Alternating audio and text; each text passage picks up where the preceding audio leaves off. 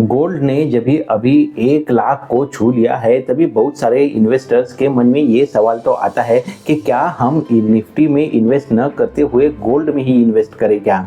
ये कुछ data points है जिससे हमें ये डिसीजन पे आने के लिए ज़रूर मदद होगी।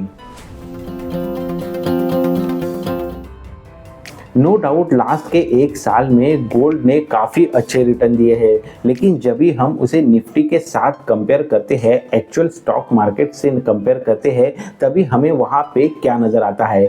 एक बार 1 साल, 3 साल, 5 साल और 10-15 साल में निफ्टी और गोल्ड को कंपेयर करके हम देखते हैं कि उनका कैसे परफॉर्मेंस रहा है।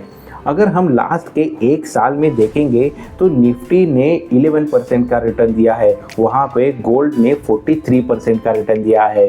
अगर हम 3 साल के लिए देखें तो इक्विटी 15 का रिटर्न दे रहा है, तभी गोल्ड ने 25% का रिटर्न दिया है।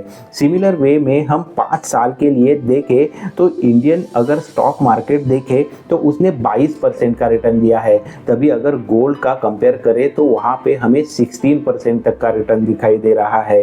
वैसे ही 10 साल के लिए 12% का, गोल्ड ने उसी 10 साल के पीरियड में 14% का रिटर्न दिया है।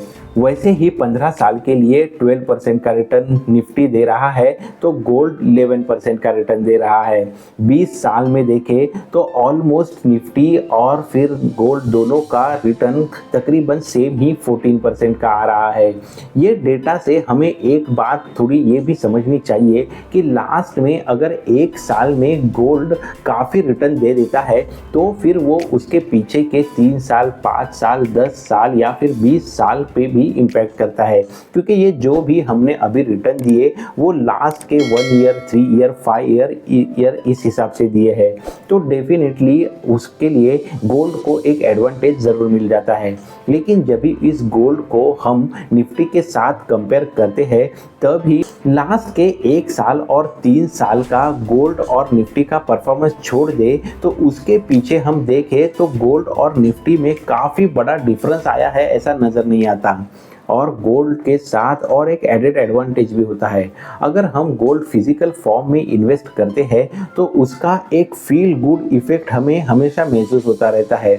और समझो अगर हमारे फैमिली मेम्बर्स भी गोल्ड में इन्वेस्टमेंट के बारे में जानते हैं तो फिर वो भी काफ़ी खुश होते रहते हैं, जबकि अगर उनको निफ्टी या इंडेक्स में या फिर स्टॉक में इन्वेस्टमेंट के बारे में नहीं पता रहता है तो वहाँ पे क्या रिटर्न जनरेट हो रहे हैं उनकी आइडिया न होने के वजह से वो वहाँ पे उतने खुश भी नहीं होते। तो इसके लिए हमारी ओवरऑल इन्वेस्टमेंट में गोल्ड को हम ज़रूर एक स्पेसिफिक स्थान दे सकते हैं। आइडियली बोला जाए तो हमारे टोटल पोर्टफोलियो में 10% तक के लिए हम गोल्ड या सिल्वर जैसी कमोडिटी को ज़रूर स्थान दे सकते हैं। अभी फ़िलहाल गोल्ड और सिल्वर इनमें भी देखा जाए तो सिल्वर की डिमांड दिन ब दिन बढ़ती हुई हमें नज़र आ रही है। एक बार ये गोल्ड और सिल्वर का कंपैरिजन का जो वीडियो था उसे आप ज़रूर देख लें।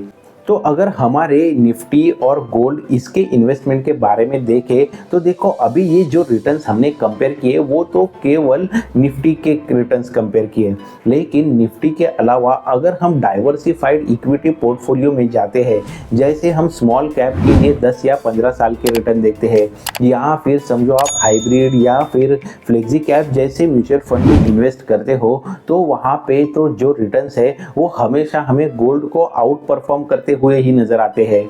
तो ऐसे सिचुएशन में हम उसका कुछ हिस्सा हमारे पोर्टफोलियो में डाइवर्सिफिकेशन के लिए इन्वेस्टमेंट रखने के लिए ज़रूर सोच सकते हैं। फिर ऐसे में हमारे पास गोल्ड इन्वेस्टमेंट के लिए गोल्ड म्यूचुअल फंड्स भी है, गोल्ड ETF भी है, और तो फिजिकल फॉर्म का जो गोल्ड इन्वेस्टमेंट रहता है वो तो काफ़ी लोगों को पता है ही। तो उम्मीद है दोस्तों आज के वीडियो से आपको स्टॉक मार्केट के और गोल्ड के रिटर्न का पास्ट में कैसा परफॉर्मेंस रहा है उसका अंदाज़ा ज़रूर आया होगा, और ये इन्फॉर्मेशन आपको खुद की इन्वेस्टमेंट के लिए भी ज़रूर हेल्पफुल होगी। ऐसे ही इन्वेस्टमेंट रिलेटेड हो या फिर फाइनेंस अपडेट हो, इनके लिए चैनल को ज़रूर सब्सक्राइब करें। जल्दी मिलते हैं नेक्स्ट नॉलेजेबल वीडियो में। Thanks for watching.